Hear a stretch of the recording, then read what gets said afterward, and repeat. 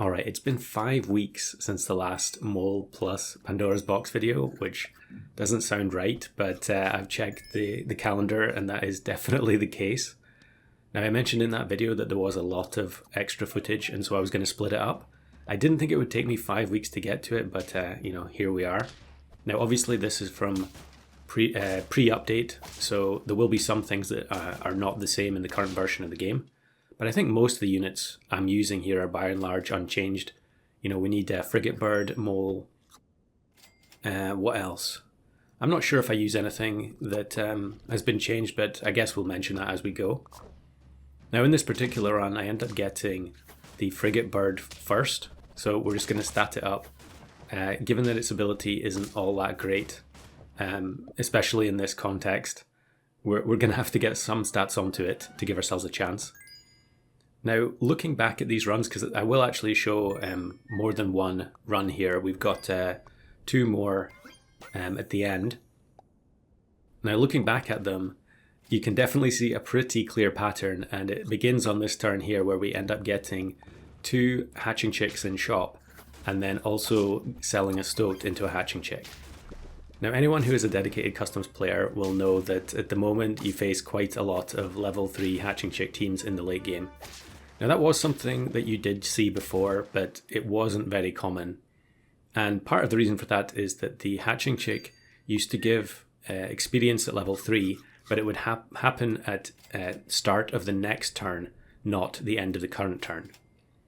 And obviously getting chocolate 1 turn earlier is pretty much much better than getting it on the following turn. For instance, if you level into Poodle or Husky or something like that, then you're going to get your level 2 buffs a turn earlier than you would in the previous version. It's also much better for things like Lynx, for instance. Lynx is powered up based on level ups, but also just simple stuff like, if you have a level 1.5 deer, getting access to the level 2 1 turn earlier is clearly going to make your team a lot stronger. And that is something that I think if you end up playing in customs and you get the level 3 hatching chick just by chance, you can definitely just feel the difference in strength. And that is definitely going to be the case in this run. So while it is quite irritating to face those teams that, are way ahead of the curve in terms of experience, and actually I guess it should also be mentioned that part of the reason it's so good is that some of the other experience pets were toned down. So here you can see we have Blobfish tier 4, but now Blobfish is tier 5. Of course, it used to be tier 3, so it was a little bit more consistent with Hatching Chick back then. But these days it is a tier 5 unit. And you also have to pay the extra 1 gold from the pill to be able to get access to the chocolate. So yeah, back on track. Now, the thing with the level 3 Hatching Chick is that although it can be frustrating to face opposing teams that have it, you do end up realizing that a lot of the time, if you're going to go for these really odd teams, that especially if they have multiple weak units, then level 3 Hatching Chick can kind of be your only chance a lot of the time, unless you're just going to play an endless number of games to try and get the correct RNG. Actually here, this is kind of funny, we face Anubis plus Mothman. I seem to be spotting them in all these old videos, but actually there, we ended up healing the exposed on the Sleipnir from the Frigate Bird. So nice to see Frigate Bird's ability actually do something. But now we get the level 3 Hatching Chick, and you can see what's going to happen. We are going to get level 2 Sleipnir for free on turn 10. And you would have to wait 1 turn more in the old version, and so it kind of made it a bit more of a risky play. And since this build relies on kind of bad units, I mean, I guess Mole isn't all that bad, but we're not playing Mole in its most optimal form with some of the other perk gaining units. Actually, I guess we're at turn 11 here and we don't have a Mole on the squad. Maybe I should explain what the build actually does, if anyone didn't watch the original video, which I will link in the description. So the idea is that you use Pandora's Box, And that's going to replace every piece of equipment on both teams with randomized perks and ailments. So because we don't know if we're going to end up with perks or ailments, we need the frigate bird, because then if we do end up getting an ailment, we can replace it with rice, and then the mole will still work. Meanwhile, we're hoping that the opposing team ends up losing all their important items and just having a bunch of ailments. Now here we did end up playing Eggplant at the front with Sleipnir just to make sure it gets the buff from the Stingray. And I think, yeah, I'm going to freeze some stuff. I think we're just going to roll here looking for Mole. I think on a previous turn I did pill Kappa trying to get the Mole and we didn't actually find it. But here's another reason the level 3 Hatching Chick is so good, is that you can just buy a Team Spirit for one turn. And then on the level up, you're getting +1/+2 to everything. And then next turn, you could just sell the Team Spirit. And that's pretty economical, I think. So now we're on 8 wins. And I think, am I just going to sell the Bad Dog now in order to try and find the Mole in time? I'm freezing Pancakes because they're one of the best things you can have for Mole. Although, yeah, they do actually go off before the toy.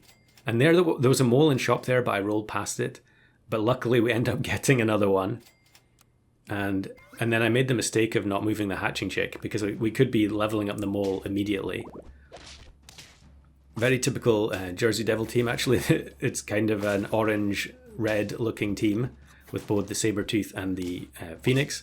And because this is the old version, the Sabertooth has the ability that's now been moved onto the Harpy Eagle. But yeah, we're going to get crushed here, level 3 Hatching Chick or not. Yeah, I guess it's actually not that far off considering that we have like a dud unit like Cyclops in the team, and it was a level 1 Mole at the front. So now we can get the Pandora's box going. We can buy some Pancakes, and then now we're just looking for more moles. So we get our first free chocolate, although it's not actually going to do anything this turn because it's only a 1.5. They do actually end up having both reindeer and gorilla on the first team, and the monkey at the back gets dazed, which doesn't really help us at all.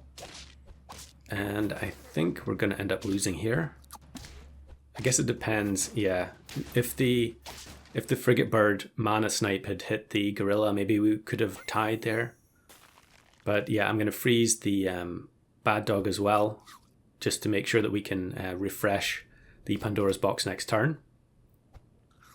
And then just feed Sleipnir for the extra mana. But you can see, like, I bought the base stats Mole a couple of turns ago, and very soon we're going to have level 3 Mole in the space of a couple of turns. And it's going to have cost us very, very little. But this is hilarious here. This is actually Kelby going for a challenge.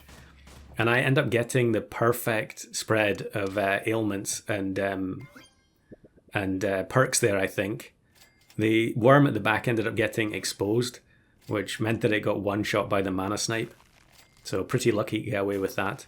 I think Kelby was trying to win in that particular session by not moving any pets at all. I'll link to that Twitch video in the description if it still exists. Otherwise it'll just be a link to Kelby's channel. And then here's one where we end up giving them quite a lot of perks, but thankfully they're not the best.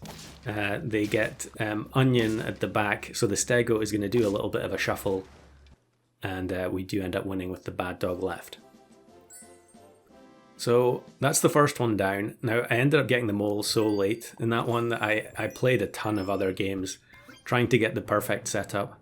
So we picked this one up on turn 8. Very similar looking team. We just replaced the Sleipnir with the Mantis Shrimp, level 3. Again, you can see we've got level 3 Hatching Chick. And so it's not surprising, really, that all the best runs I had were the ones where I ended up finding the Hatching Chick early on. And this is hilarious to me. The Blowfish gets Potato there, so it ends up blocking the first 2 hits from the elephant. And so the boost from the tiger doesn't really make that much difference. And we survive. Pandora's box is definitely frustrating to play against, but it is very funny, some of the different permutations you can get where you get exactly the right perk, or the opposing team gets exactly the worst ailment, and it helps you get the win.